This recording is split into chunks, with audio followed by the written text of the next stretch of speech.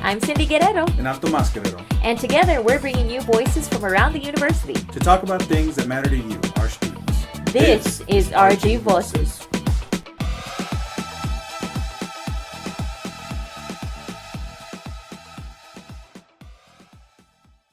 All right, so in this episode, we are going to talk about the literacy narrative and why it's important. It tends to be the very first project that you might do in 1301. Sometimes it happens 1302 as well, depending on the professor, but it tends to be a thing that happens in most classes. Right. So first of all, the literacy narrative it could be either an essay or a multimodal project, and that also depends, or both. It also depends on your professor. But what it usually is you looking back on yourself and your history as a reader, a writer, or a learner, and talking about everything that shaped you into the rhetorical person that you are today. Right. So you begin to explore either many big events or very specific events that kind of turned you into the type of reader, writer, and learner that you are. Mm-hmm. And some students immediately kind of get afraid because they're like, but I hate writing. That's okay. We know.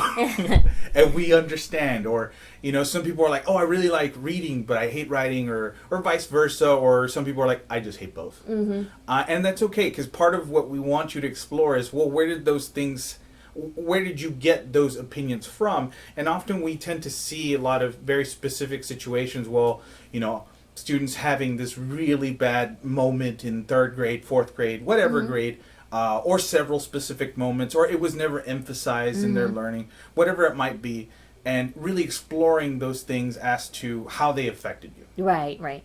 And some of my students wonder why we may do this sort of project.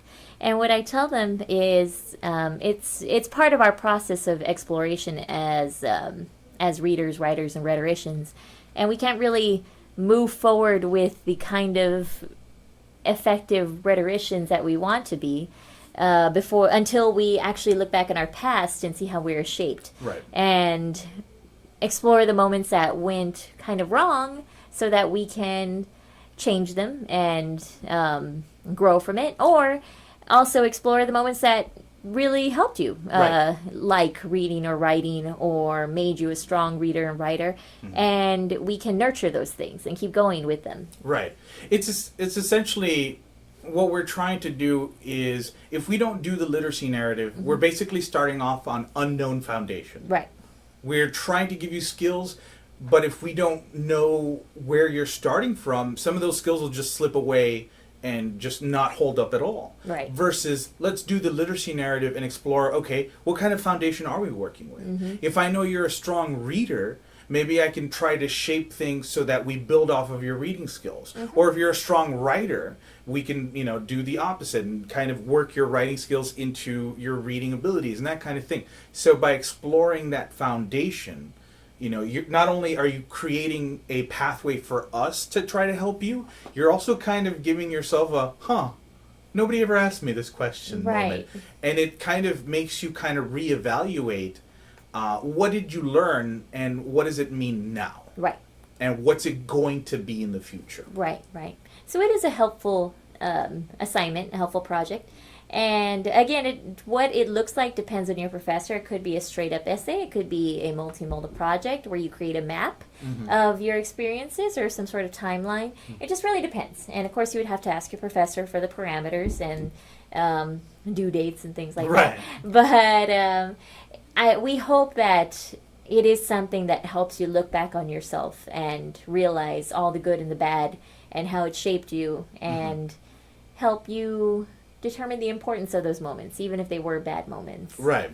And of course, one of the things we want you to feel comfortable with is that idea that you're also not alone. When you read each other's literacy narratives, or when you share your work or you share your maps, I noticed that a lot of students tend to bond over it. Yeah. They're like, you liked the AR project too? Me too. And then of course there's the other half of the class is like, oh, I hated AR. Yeah. Some of them even had the same teachers. Yeah, and they don't realize it. Yeah. It creates another moment where we can start shaping that space where you feel more comfortable to explore these topics by understanding each other. So Right. The literacy narrative is a very important building block Right. towards our class. It's Right. establishing a space. It gives us a foundation of where you're coming from. It helps us understand you as a person too.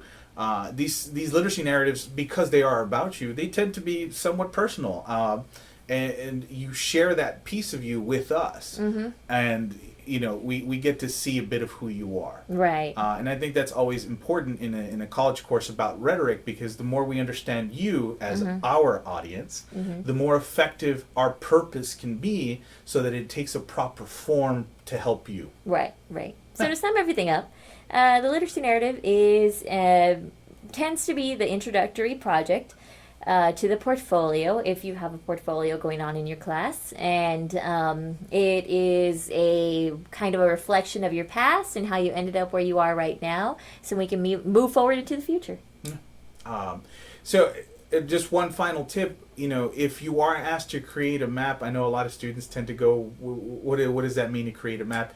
It's essentially a expression of how you look at yourself and how you see yourself, and applying the cool stuff that you know about, and trying to transform that map into something else, some Right. other multimodal thing. Right. So that's it for this episode. So if you have any questions, as always, you can message us or ask your professor. Okay? Thanks, guys. Bye.